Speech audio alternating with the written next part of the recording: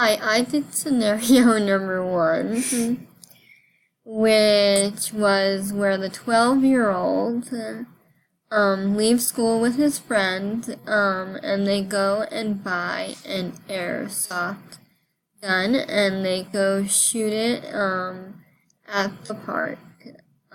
So here we go.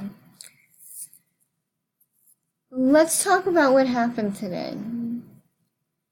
So you left school without permission. You also bought 2 airsoft pistols, which is illegal for you to purchase, and then went shooting in the park. I know, I'm sorry. You know, you can get into a lot of trouble for cutting school, buying and shooting airsoft pistols, and having the pistols on school grounds. You, your friend, or someone else could have gotten hurt or arrested. I know, Mom.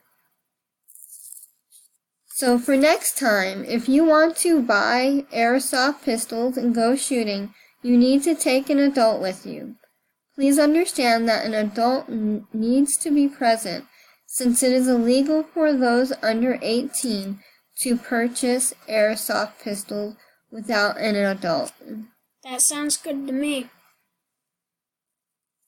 So, you will have to return the airsoft pistol since you purchased it illegally.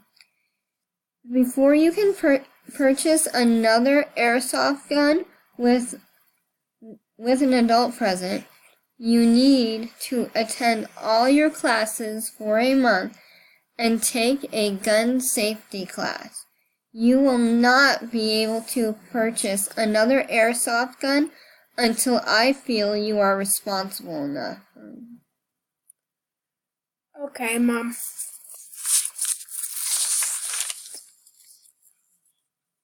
Ram, you are usually good at attending school and asking before buying things, especially those that need an adult present.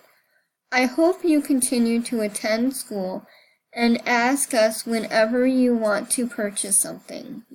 I know, I usually use better judgment. I will try to make better decisions next time. I love you.